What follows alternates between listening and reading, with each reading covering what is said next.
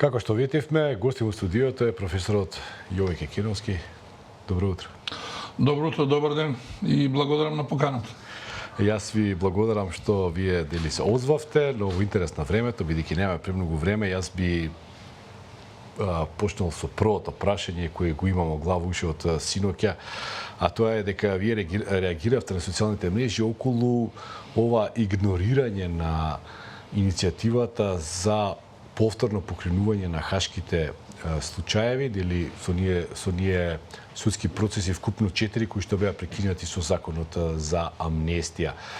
Рековте, се чудам како тоа големите партии го игнорираат овој апел од Советот за Европа за нивно покренување. До сега видовме дека само Павле Трајанов од Демократски сојуз и една изјава имаше од Левица, кои вела дека се за нивно покренување на овие случаи, за нивно процесирање, а големите политички партии, вклучувајќи ги СДСМ и ВМРО-ДПМН, од условно речено македонската страна, молчат. Зошто е тоа така? Па не само големите политички партии, за жал молчат и експертите во нашата држава, за жал молчат и коалиционите партнери на овие две големи политички партии, а гледате од друга страна албанските политички партии се едногласно унисоно, завршена е работа. Мене рековте дека сум изненаден. Да, изненаден сум од причина што по кој знае кој пат станува сосема јасно на обичниот гледач или следач на работа на граѓанинот, кој што повеќе му доаѓа јасно дека на вистина целта е за да не се замерат евентуално со идниот коалиционен партнер. Значи досега ниту една од политичките партии, впрочем и сите гласаа за тој закон за амнестија, надевајќи се на идна соработка и подршка, меѓусебна подршка. При тоа тие забораваат дека устата им се полни со така наречени европски вредности, сакаме Европа, а таа Европа која што ви вели луѓе владење на правото. Ако доаѓа од Советот на Европа, ако таа не вели да ги осудите, него преиспитајте ги, дајте, процесурајте ги случајите, па да видиме. Ако е некој виновен, ќе се одговара, што е сосема нормално. Поготово е што за такви кривични дела, за воени злосторства не застарува. Јас бев еден од ретките кои што уште во тој период кога се носеше законот за амнестија, реагирав на сето тоа, меѓутоа дури пишав и колумни, за жал некои мои сопартици кои што глумат големи патриоти тогаш пишуваа и писмо од Хаг дека треба да се подржи законот за амнестија по налог на неговиот тогашен председател бегалецот од Будимпешта, така да не ме изненадува и ова молчење.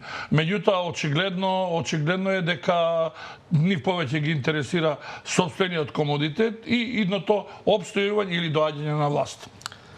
Сега, нели, ова е одлична најава, нивното доаѓање на власт, дали можеби вие во моментов предпоставувате кој ќе дојде на власт наредно по изборите во Македонија? Ајде да ги оставиме председателските избори на страна, одиме со парламентарните. Па, мислам дека парламентарните избори се сериозно поврзани со парламентарните избори и исходот од парламентарните избори сериозно ќе влијае на исходот од парламентарните избори. Кој ќе победи? Јас сум член на ВМРО-ДПМН, сигурно дека сакам да победи ВМРО-ДПМН. Иако сум нели и критичар на сето тоа, би сакал да дојде до една двојна победа. Меѓутоа работеве како што се одвиваат на терен и она што го кажуваат анкетите, не знам навистина во овој момент како ќе заврши целокупната таа ситуација. Мислам дека ќе има најголем број на пратеници во ВМРО-ДПМН, а како ќе следи понатаму распоредот на другите, нели, останат број на мандати, навистина во овој момент е неблагодарно да прогнозирам, бидејќи би погрешил. Впрочем, гледате што се случува со анкетите, тие едноставно наместо да го испитуваат јавното мислење, тие креираат јавно мислење во корист на оној кој што им ги нарачал анкетите. Така да во овој момент мислам дека сериозен професор, сериозен човек не би се впуштил во една сигурна, односно децидна прогноза за бројот на освоени мандати. Во ред, добро, но еден сериозен професор би се вклучил во анализа на оно што се случува во моментов во Македонија. Апсолутно сум секогаш вклучен. Апсолутно сум секогаш вклучен. Да, предизборен процес. Во какво дереже сега Македонија? Па, гледате и вие сами. Претходно разговаравме, нели, со вашиве колеги, со вашиве соработници. Секојдневно сум со луѓето, знаеме дека едноставно мислам дека на вакво дереже не сме биле до сега.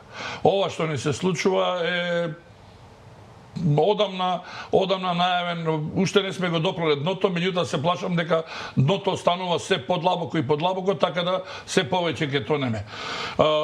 Се повеќе тонеме како резултат на неодговорноста на политичките елити, на сите оние кои што ќе дојдат на власт, кои што едноставно, еве видовме што се случуваше во претходната владеачка гарнитура и сегашната, нели, ова владеачка гарнитура, каде што на приоритетно место едноставно се надпреваруваат кој колку повеќе може да го осиромаше, односно да го украде народот, да направи што е можно поголем арамилок, за да може утре со тие пари непречено можеби да купува, да подкупува, да влијае на новинари, да подкупува суди, да влијае на целокупната јавност и потоа пак, еве што ни се случи, не казнето да се замине со целокупниот тој ограмен имот, пари од граѓаните кои што го осиромашиле до крајни граници, за да денеска преку ноќ бидат големи бизнисмени и да на некој начин и кумуваат и ја диригираат политиката од позадина. Значи, големите бизнисмени се резултат на некакво претходно владење, кое е останало неказниво, доколку е криминално. Па, знаете, не сите предпоставувам, но некои што си појавуваат како печат. Повеќе од јасно дека секаде има исклучоци, меѓутоа еве да се потсетиме на времето, нели, најголемите бизнисмени станаа преку процесот на приватизација.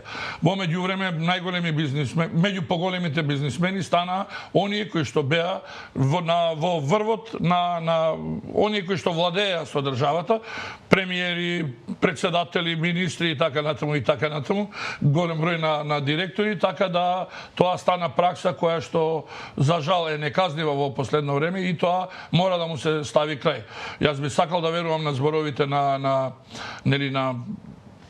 лидерот на мојата политичка партија кој што вети дека ќе почне да расчистува со криминалот и ако не почне тоа, навистина само ќе се вклопи во ова сивило кое што доаѓа. Меѓутоа, сакам да верувам дека имаме сили, имаме луѓе кои што може да се изборат со сето тоа и едноставно да го вратат тоа што може да се врати, не на ваков начин како што го враќа со Мијалков, нели, имотот, па потоа да си го откупува, него навистина да го вратат и да го доведат на она ниво каде што пред да почне да се занимава со политика бил на финансиски план, а во меѓувреме сигурно и да добие заслужената казна за секој еден во оваа држава. Сега, како тоа иде? Судството е со некои 1-2% доерба, нели? Далеку сме од тие судски реформи кои секоја власт ги најавува, па никако да ги направи. Како тоа ќе се направи? Како ќе се направи тоа да дојде еве сега и со најдобра намера некој нов премиер, како што велите вие би сакале да биде Христијан Мицковски, тој, нели, навестува одлучна борба со криминалот. Како тоа на никој да се не му појде од рака? Никој не, затоа што се вклопија во текот на работите. Како што тече реката, него ли... Полесно е да влезе во колосекот, отколку да ги исправа, нели шините. Едноставно мора да се престои генерален реизбор. Генерален реизбор на суди и на обвинители, бидејќи таму е тој е основниот крвоток. Таму е она првично место од каде што мораме да почнеме и второ, нели, мора да постои казнивост и одговорност за сите оние кои што се на позиции. Не можеме ние само да подпишуваме анкетни листови, да подпишуваат анкетни листови кои ќе дојдат, на крај да подпишат други анкетни листови, колку точни, колку лажни, тоа е друго прашање, а во меѓувреме да имаат многу фирми и капитал А тоа никој да не го провери. Тоа да не го провери, сето тоа да не биде проверено. Не може еден внук на политички лидер кој што е веќе 25-30 години во врвот на политиката, преку ноќ да станува голем бизнисмен и нивните членови и членовите на нивните семејства.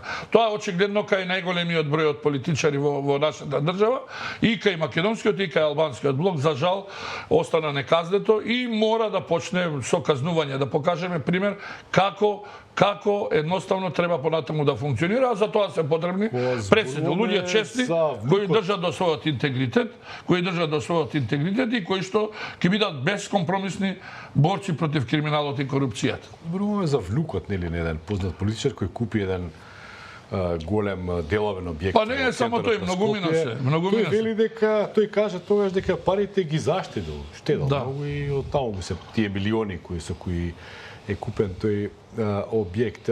И добро, во ред, можете тоа да го кажете, но од друга страна треба да има, нели, и држава која тоа треба да го провери. Треба институции кои што треба.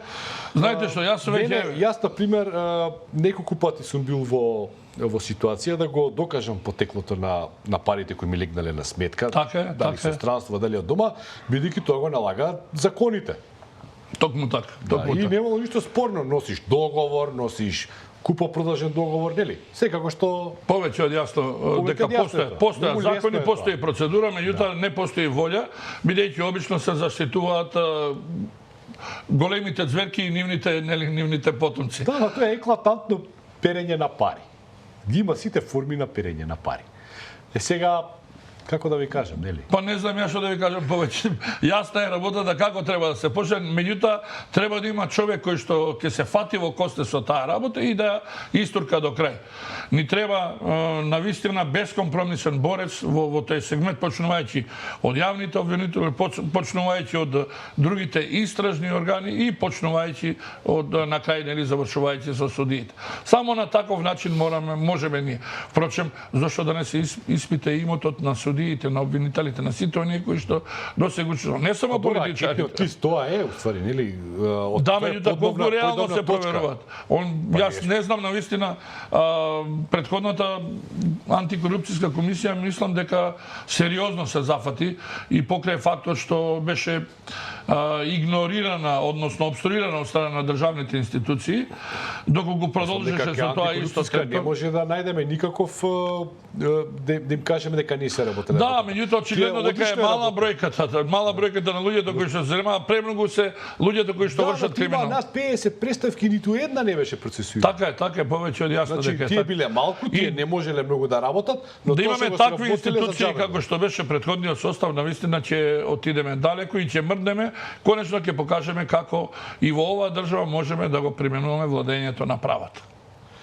Добро, значи владењето на правото, таа е болка која што се уште чекаме некој да ни ја излечи таа болка, таа болест која го нагризува нашето. Па знаете што, кај нас проблем е со на начинот на регрутирање на кадри. Тоа е општ проблем, јас сум го кажувал тоа многу пати, очигледно помили на лидерите на политичките партии и на премиерите, или на министрите им се секогаш луѓе кои што ќе бидат сервилни кон нив, кои што ќе бидат исполнителни. За жал, сите оние кои што имаат своја ја, кои што едноставно се борци за правда, за еднаквост, за одговорност, се маргинализирани и секоја се оставани на страна. И тоа е болката која што не можеме, за жал, се уште да излечиме. Еве да се надеваме дека идната власт конечно ќе прекине со овакви, иако не сум многу оптимист, ќе прекине со оваквата практика и ќе им овозможи на оние докажани, честни луѓе да едноставно се погрижат малку повеќе од нив за државата. Значи, до кадрите повеќе од јасно, до кадрите, до менталниот склоп, меѓутоа и до политичките елити, партиските елити. Да, волјата на партиските елити која треба после биде спроведена од нели компетентни кадри. И сега кога знаеме какви кадри имаме и се поизвестна е нели промената на идната власт во Македонија, иако нели рековме треба да бидеме предпазливи со анкетите. Каде се наоѓа Македонија во моментов од оној пат кон Европската унија?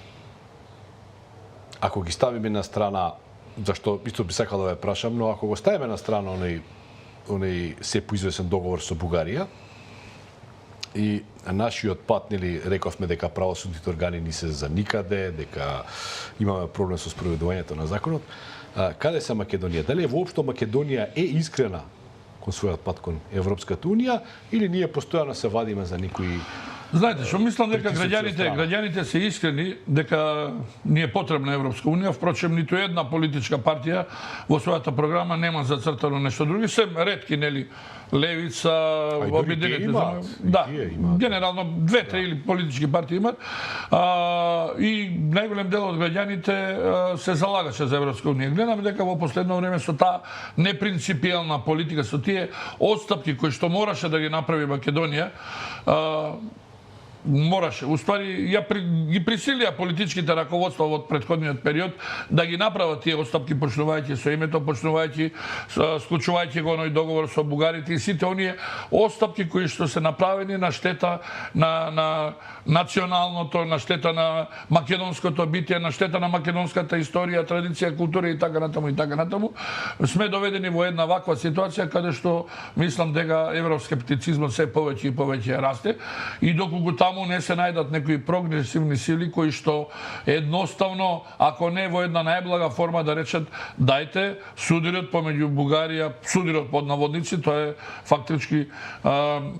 фактички обид на Бугарија да со една шовинистичка политика го уништи сето она што е македонско, да ги сопре тие чекори со тоа што да постапи исто како во спорот што го решија своевремено помеѓу Словенија и помеѓу Република Хрватска, каде што Хрватска влезе, на голема врата влезе, меѓутоа спорот со Пиранскиот залив беше решен подоцна.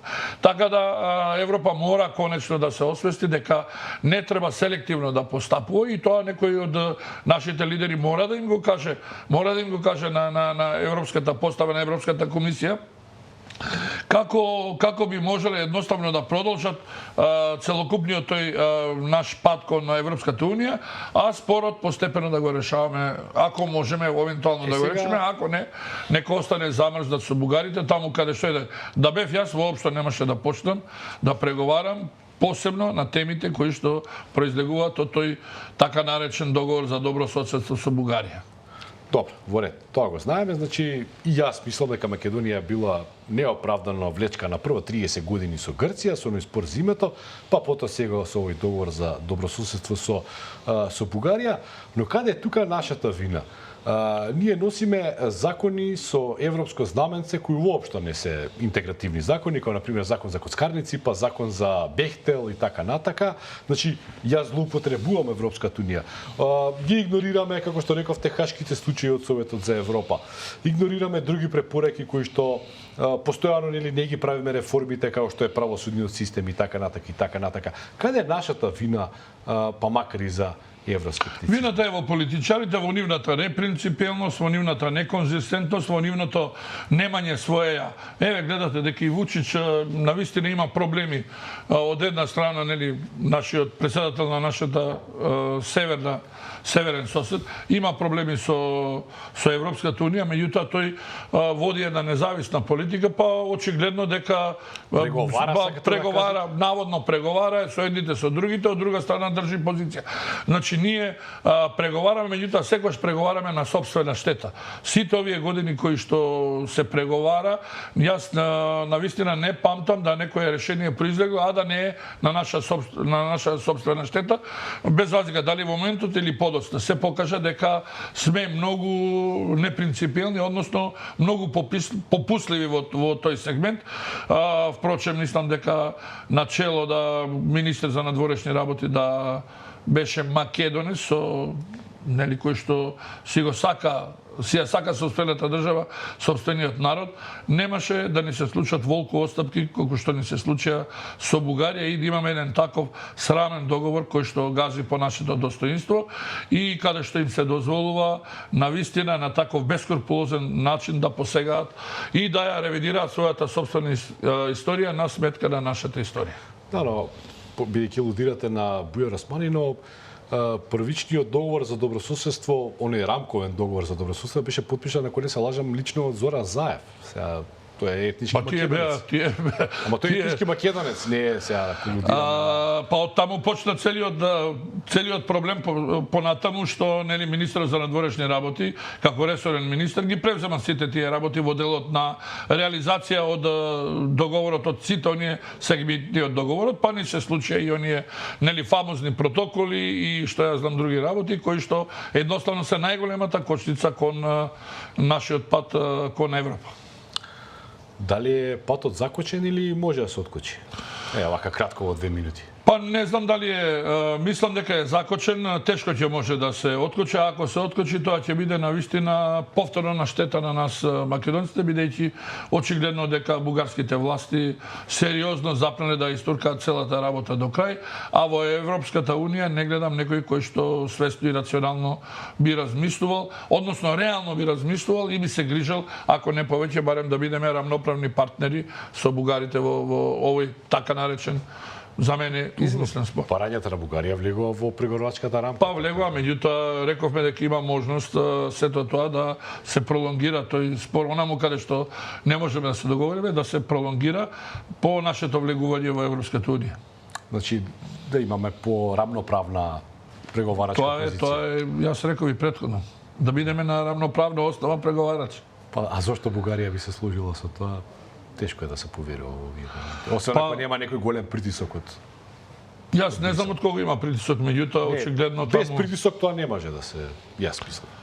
Очигледно дека имаат и притисок, меѓутоа имаат и сериозна поддршка од страна на нели европските дел од европските лидери така се однесуваат ноншалантно, меѓутоа еве да се надеваме со нашата принципиелност, доследност, со нашите факти, дека ќе направиме чекор напред, при тоа да го откочиме процесот, да не биде повторно на штета на нас македонците. Јас ви благодарам многу за ова интервју, вие сте секогаш интересен. Ви благодарам и вам. Да, почитувани гледачи, ние продолжуваме со програмата. Следен гости, но не веднаш ќе биде Богданка Кузевска од СДСМ.